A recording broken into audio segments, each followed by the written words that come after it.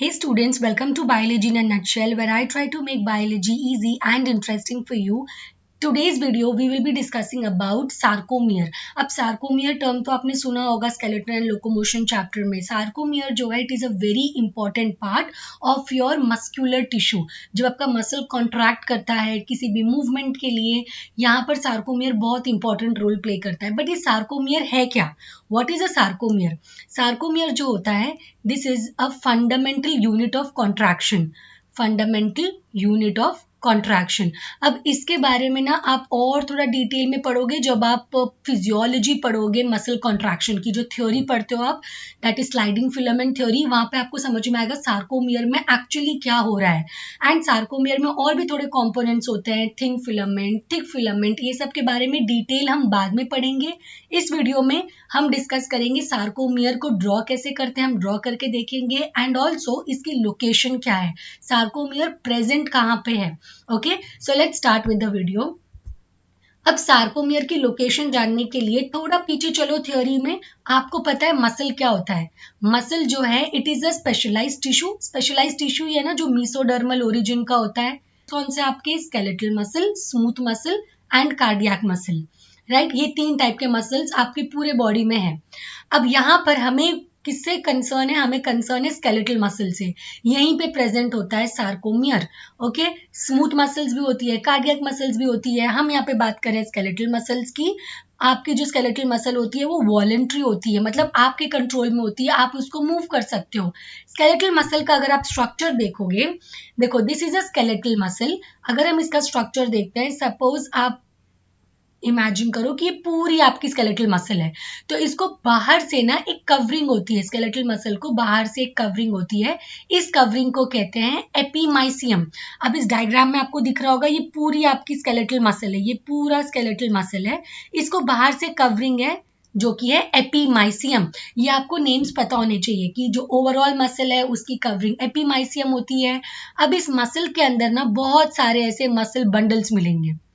ठीक है, मसल के अंदर बहुत सारे ऐसे मसल के बंडल्स मिलेंगे. ठीक है, bundles of muscle.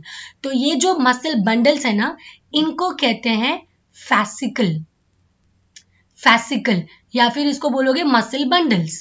Muscle bundles या फिर फैसिकल. ठीक है, ये कौन सा पार्ट है? देखो यहां पर दिखाया हुआ है फैसिकल, ये वाला पार्ट, ये है ये बंडल्स. अब इन बंडल्स को भी कवरिंग है. इन बंडल्स की कवरिंग को क्या कहते हैं? इन बंडल्स की कवरिंग जो है, यहाँ पर जो कवरिंग प्रेजेंट होगी इसको कहते हैं पेरीमाइसियम. यहाँ पे दिख रहा है आपको पेरीमाइसियम. ये मसल बंडल की कवरिंग है. मसल बंडल को और क्या कहते हैं? फैसिकल कहते हैं. ओके, अब इस मसल बंडल के अंदर भी मसल्स हैं. इसके अंदर भी मसल फाइबर्स प्रेजेंट है, तो इसके अंदर भी ऐसे छोटे छोटे आपको मसल फाइबर्स मिलेंगे मसल बंडल के अंदर. ठीक है, इसके अंदर जो प्रेजेंट है इसे हम कहते हैं मसल फाइबर्स. Muscle fibres. अब जैसे इसको कवरिंग थी, मसल फाइबर्स को भी कवरिंग है, इनके साइड में भी कवरिंग प्रेजेंट होती है. इनकी कवरिंग को क्या बोलेंगे? इसकी कवरिंग है, इसको हम बोलते हैं एंडोमाइसियम. यहाँ पे दिख रहा है आपको लेबल किया हुआ है एंडोमाइसियम. ठीक है, सो ये था आपका स्केलेटल मसल. मसल क्या होता है अभी हमने देखा. ये ओवरऑल जो डायग्राम है स्केलेटल मसल का, दिस इज अ मसल. तो यहाँ पे जो क्वेश्चन दिया what is a muscle, generally आप कंफ्यूज हो जाते हो. मसल क्या है, मसल बंडल क्या है, मसल फाइबर क्या है, मायोफिब्रिल क्या है. अभी हमने मायोफिब्रिल नहीं देखा है, मायोफिब्रिल इसके बाद देखेंगे. देखो ये था स्केलेटल मसल. स्केलेटल मसल के अंदर से आया muscle fascicle, that is the muscle bundle, जो एक एक बंडल था. देखो यहाँ पे कवरिंग कौन सी होगी? यहाँ पे होगा एपीमाइसियम. यहाँ पे कवरिंग कौन सी होगी? यहाँ पे होगा पेरीमाइसियम. इसके अंदर से आया एक एक मसल फाइबर, तो हम यहाँ पे एक मसल फाइबर को देख रहे हैं. इसके पास कवरिंग कौन सी होगी? एंडोमाइसियम. राइट, अब ये जो मसल फाइबर है ना, इसके अंदर और मायोफिब्रिल्स होते हैं. ठीक है, अब ये जो मसल फाइबर है इसके अंदर और मायोफिब्रिल्स होते हैं, छोटे छोटे छोटे छोटे मायोफिब्रिल्स प्रेजेंट है. तो ये जो स्ट्रक्चर हमने देखा यहाँ पे, जो हमने ड्रॉ किया कि मसल बंडल्स के अंदर और मसल फाइबर्स प्रेजेंट है. तो अगर हम इन मसल फाइबर्स की बात कर रहे हैं, तो वो एक मसल फाइबर के अंदर भी बहुत सारे मायोफिब्रिल्स प्रेजेंट है. ठीक है, यहाँ पे आपने वो देखे हो कि वो जो एक मसल फाइबर होती है, उस मसल फाइबर के अंदर भी बहुत सारे मायोफिब्रिल्स प्रेजेंट है. यहाँ पे दिख रहा है मायोफिब्रिल्स, इन मायोफिब्रिल्स में प्रेजेंट होता है सार्कोमियर। यहाँ पे आपको स्ट्रक्चर दिख रहा है, डायग्राम। सार्कोमियर दिखता कैसे है, कुछ नहीं है, देखो alternate light and dark bands है। तो मायोफिब्रिल में क्या होते हैं, alternate light and dark bands होते हैं। ठीक है, अब इसको कैसे ड्रॉ करना है, इसमें कौन सी चीजें होती है, वो हम इसके बाद देखेंगे। बट अभी आपको सार्कोमियर का लोकेशन समझ में आया। सार्कोमियर प्रेजेंट कहाँ पे, मायोफिब्रिल में। तो ये जो इनिशियली आपने यहाँ पे डायग्राम देखी हो, देखो यहाँ पे लेबल भी किया है, ये किस चीज का डायग्राम है, ये मायोफिब्रिल का डायग्राम है, जहाँ पे alternate light and dark bands present है। ओके, तो सार्कोमियर की लोकेशन समझ आई। चलो नाउ लेट्स डिस्कस कि सार्कोमियर का डायग्राम बनाते कैसे हैं। ओके, अभी आपको समझ में आ गया, मायोफिब्रिल में तो बहुत सारे alternate light and dark bands होते हैं। अब इसको अपीयरेंस मिलता कैसे है, इसका डायग्राम देखो सार्कोमियर का। अब सार्कोमियर में दो टाइप के फिलामेंट्स होते हैं, ये याद रखना है। सार्कोमियर में दो टाइप के फिलामेंट्स हैं, एक होता है एक्टिन फिलामेंट और एक होता है मायोसिन फिलामेंट। मायोसिन फिलामेंट जो है ये थिक फिलामेंट है, और जो एक्टिन है ये थिन फिलामेंट है। यही दोनों मिलके सार्कोमियर बनाते हैं। ठीक है, actin is a thin filament, myosin जो है वो थिक फिलामेंट है। तो अब जो इसका डायग्राम देखते हो आप, यहाँ पे आपके पास होता है थिक फिलामेंट और side by side thin filaments भी प्रेजेंट होते हैं। थिन फिलामेंट्स प्रेजेंट है और थिक फिलामेंट प्रेजेंट है। ठीक है, अभी जो बीच में थिक फिलामेंट प्रेजेंट है ना, इसको होल्ड करने के लिए सेंटर में, जस्ट सेंटर में इसको होल्ड करने के लिए एक लाइन होती है जो सारे थिक फिलामेंट्स को होल्ड करके रखी है। कौन है ये है एम लाइन। जैसे थिक फिलामेंट के पास उसको होल्ड करने के लिए कुछ है, वैसे ही थिन फिलामेंट के पास भी उसको होल्ड करने के लिए कुछ है।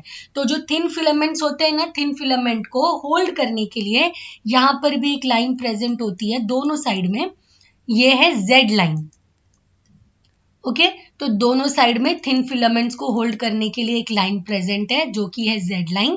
थिक फिलामेंट जो है मायोसिन, तो मायोसिन को होल्ड करने के लिए एम लाइन, एम एम। ठीक है, मायोसिन को होल्ड करने के लिए एम लाइन और एक्टिन को होल्ड करने के लिए जेड लाइन प्रेजेंट है। ये जो हमने यहाँ पे ड्रॉ किया है दिस इज एक्टिन, और जो हमने यहाँ पे ड्रॉ किया है दिस इज मायोसिन। ठीक है, अब यहाँ पे देखो एम लाइन जेड लाइन ये तो हो गई। अब आपको ये दिख रही होगी, ये जो एरिया है, दिस एरिया जहां पे सिर्फ मायोसिन है, यहाँ पे एक्टिन ओवरलैप नहीं किया है ना। बाकी तो आप देख रहे हो इन एरियाज में एक्टिन ओवरलैप किया हुआ है मायोसिन को। देखो ये जो एरिया है, ये एरिया में एक्टिन जो है, एक्टिन पतला वाला फिलामेंट, ये जो थिक फिलामेंट है उसको ओवरलैप कर रहा है इस एरिया में। ये कंप्लीट एरिया में यहाँ पर ओवरलैप किया है। But there is a area, जो सेंटर वाली एरिया है वहां पर मायोसिन जो है एक्टिन से ओवरलैप नहीं है। तो ये जो जोन है इसको बोलते हैं एच जोन। ठीक है, एच जोन क्या होता है, area of the myosin filament which is not overlapped by the actin filament. ये एक जेड लाइन से लेके दूसरी जेड लाइन तक का ये पूरा यूनिट जो होता है ये है sarcomere.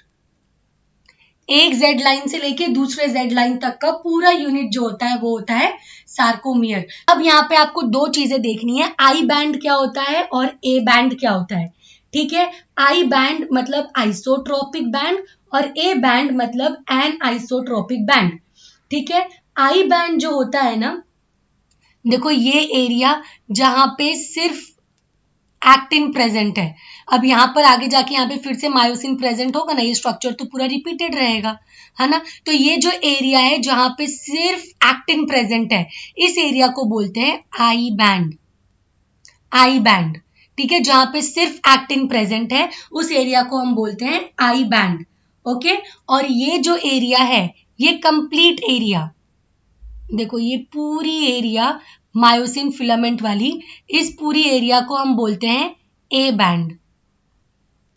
A band, A band को एन आइसोट्रोपिक बैंड भी बोलते हैं। ए बैंड को एन आइसोट्रोपिक बैंड भी बोलते हैं, एन आइसोट्रोपिक और डार्क बैंड। ठीक है, वैसे ही आई बैंड को आइसोट्रोपिक या लाइट बैंड भी बोलते हैं। ठीक है, तो मतलब आपको इस चीज से क्या समझ में आया कि जो आई बैंड होता है, आई बैंड में सिर्फ क्या होते हैं, एक्टिन फिलामेंट्स होते हैं। देखो डायग्राम में आई बैंड कहाँ पे है, जहाँ पे सिर्फ एक्टिन फिलामेंट है, जहाँ पे कुछ ओवरलैपिंग नहीं है, वो एरिया में आई बैंड है। और जो ए बैंड होता है, देखो ए बैंड तो पूरा मायोसिन के लेंथ तक का है ना, यहाँ पे तो थोड़ा थोड़ा एक्टिन भी आ रहा है, यहाँ पर थोड़ा थोड़ा एक्टिन भी आ रहा है, मतलब ए बैंड में एक्टिन भी होता है प्लस मायोसिन भी होता है। चलो अभी जो डायग्राम ड्रॉ किया था उसको इस डायग्राम से रिलेट करते हैं जो आपके टेक्स्ट बुक्स में दिया होता है। ये जो यहाँ पे रेड कलर के बैंड्स दिख रहे हैं थिक फिलामेंट वाले, ये थिक फिलामेंट होता है मायोसिन। जो ब्लू कलर के बैंड्स दिख रहे हैं थिन से, ये जो थिन फिलामेंट है ये होता है एक्टिन। एक्टिन फिलामेंट्स को देखो, सारे ब्लू फिलामेंट्स को होल्ड करती है जेड लाइन। जो सारे थिक फिलामेंट्स है मायोसिन रेड कलर के, इनको होल्ड करती है। उनके सेंटर में जो प्रेजेंट होती है वो होती है एम लाइन। ये जो रीजन आपको यहाँ पे दिख रहा है जहाँ पे सिर्फ मायोसिन प्रेजेंट है, एक्टिन ओवरलैप नहीं करता है, इसको बोलते हैं एच जोन। देखो एच का फुल फॉर्म जो होता है, एच स्टैंड्स फॉर हेंसेंस जोन। ठीक है, तो इसको बोलते हैं हेंसेंस जोन। फिर आपको दिखता है ये एरिया यहाँ पे, जहाँ पे पूरा रेड कलर का बैंड दिख रहा है आपको, मायोसिन फिलामेंट प्रेजेंट होता है, इसको बोलते हैं ए बैंड। हमें पता है ए बैंड जो होता है इसको डार्क बैंड भी बोलते हैं, एनाइसोट्रॉपिक बैंड भी बोलते हैं, जहाँ पे मायोसिन भी है प्लस एक्टिन भी है जो उसको ओवरलैप कर रहा है। ये जो रीजन होता है जहाँ पे सिर्फ एक्टिन प्रेजेंट होता है, जहाँ पे मायोसिन बिल्कुल भी नहीं है, इसको बोलते हैं आई बैंड। तरह से alternate light and dark bands मिल के मायोफिब्रिल पे प्रेजेंट होते हैं जो बनाते हैं सार्कोमियर। सार्कोमियर जो है it is the fundamental unit of contraction, और sarcomere is the region between two Z lines. ठीक है, so this was all about the sarcomere. Video अगर समझ आई हो तो इसको लाइक करना, कोई डाउट हो तो कमेंट करना, अपने फ्रेंड्स के साथ शेयर करना और चैनल को सब्सक्राइब करना। Thank you for watching.